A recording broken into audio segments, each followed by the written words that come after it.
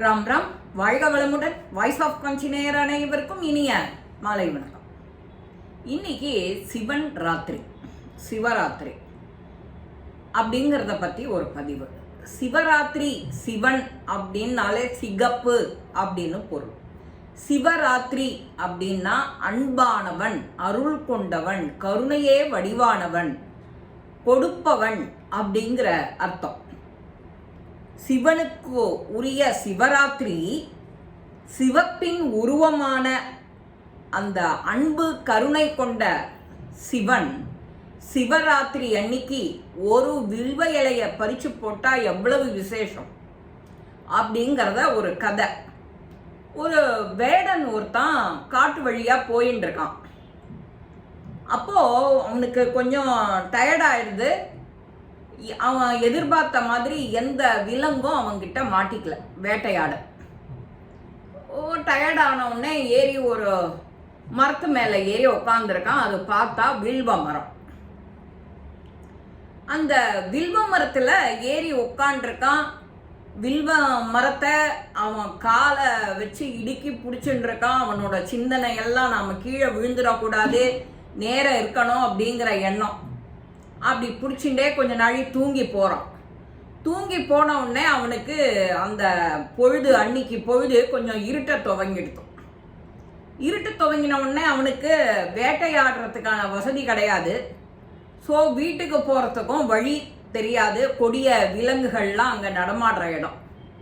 அதனால் அவன் என்ன செஞ்சான், நம்ம இன்னைக்கு பொழுத இந்த மரத்திலேயே கழிப்போம் அப்படின்னுட்டு கழிக்கிறதுக்காக ஏறி உட்காந்துட்டு அதில் அவனோட சிந்தனை நாம் கீழே விழுந்துடக்கூடாது, விழுந்தா அதோகதி ஆகிடும் அப்படிங்கிற நினப்புனாலேயே அவனோட முகம், சிந்தனை எல்லாம் அதுலேயே இருக்கு. கண்ணை சுத்தினாலும் அவன் தூங்காத சமாளிக்கிறான். அன்னைக்கு சிவராத்திரி. சிவனோ கீழே இருக்க மரத்துக்கு கீழே.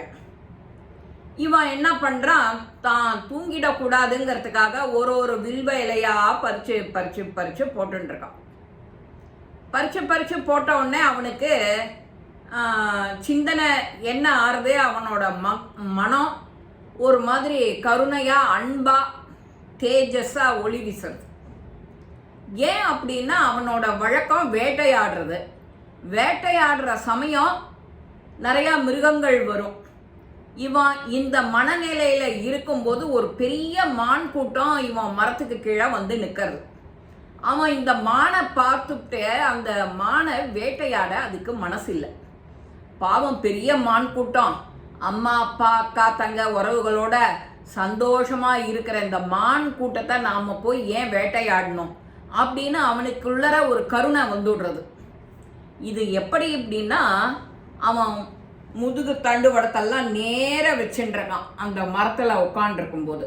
அன்னைக்கு சிவராத்திரிங்கிறதுனால இந்த பொழுதுல ஒரு ஆகர்ஷண சக்தி வரும். நம்ம முதுகெலும்பை ஸ்ட்ரைட்டாக வச்சாலே அந்த அதுக்குரிய அந்த அது என்ன சொல்றது, மந்திர சக்தி, அந்த மந்திர சக்தியை ஆக்கர்ஷணம் பண்ற அளவுக்கு அவன் உடம்புல அது இருக்குங்கிறதுனால, அந்த தேஜஸ் இருக்குங்கிறதுனால இவனோ வில்வத்தை பறிச்சு பறிச்சு பறிச்சு கீழே சிவனுக்கு போட்டிருக்கான். எல்லாரோட அனுகிரகமும் சேர்ந்து அவன் முகத்துல ஒரு தேஜஸை கொடுத்து உள்ளத்துல ஒரு கருணையை கொடுத்துடுறது, ஒரு அன்பை கொடுத்துடுறது. அந்த அன்பை கொடுத்த உடனே அவன் வேட்டையாடுறங்கிற எண்ணத்தை விட்டு விடுறான். அந்த மான் கூட்டத்தை தப்பிக்க விட்டு விடுறான். அதுங்க மான் கூட்டம் போய்டுறது. கொஞ்ச நாள் கழிச்சு ஒரே ஒரு புலி வருது.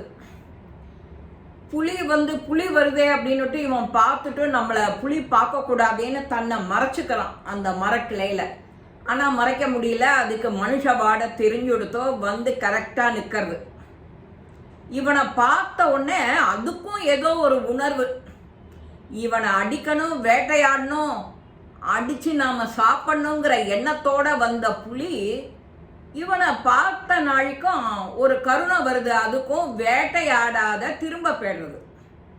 புலியோட சுபாவம் வேட்டையாடுறது. அதுவும் மனுஷன் ஒத்த மனுஷன் மாட்டேன்னு இருக்கான். சும்மா விடும்போது விட காணும். அவனை பார்த்து உருன்னு மேலே ஏறுறது இறங்குறது. ஆனால் ஒரு சித்த நாளைக்கெல்லாம் அப்படியே சாந்தமாயிடுறது. அன்பால் அவனை ஒரு பார்வை ஒளி வீசி பண்ணிவிட்டு அந்த மரத்துக்கு கீழே கொஞ்சம் நாழி நின்றுட்டு அப்படியே போயிடுறது புலி.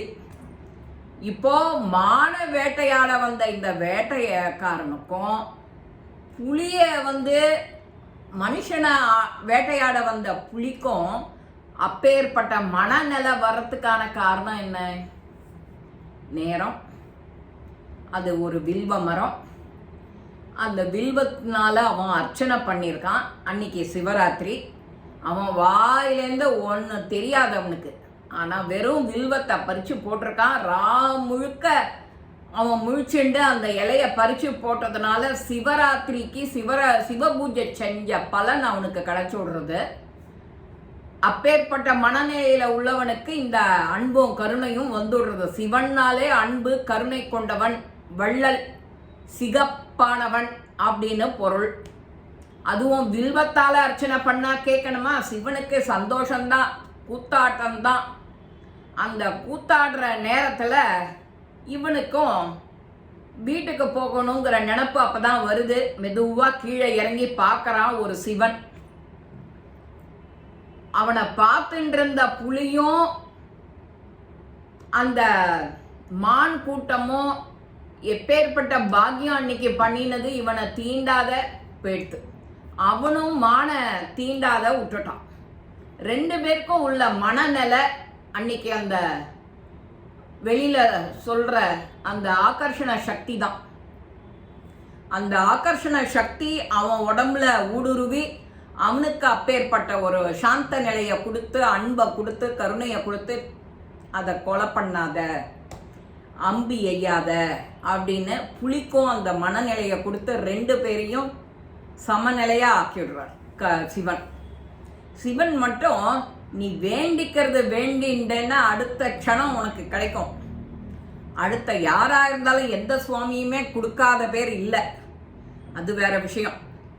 அன்னைக்கு நாம ஒரு நமச்சிவாயா, ஒரு சிவா, ஒரு வில்வம் மனசை ஒருமுகப்படுத்தி சொன்னா அதுக்கு எவ்வளவு பலன் கிடைக்கும். அன்னைக்கு அந்த சிவராத்திரி அன்னைக்கு வெட்ட வெளியில அந்த ஆகர்ஷண சக்தி ஆகாயத்திலேருந்து நமக்கு வருது, கிடைக்கிறது அப்படின்னா நாம எதையான பண்றதுக்கு மிஸ் பண்ணலாமா? இதெல்லாம் பண்றதுக்கு மிஸ் பண்ணலாமா? பண்ணக்கூடாது. அதுவும் இந்த கலிகாலத்துல நாமத்துக்கு தான் அவ்வளவு உயர்வு, ஏற்றம்.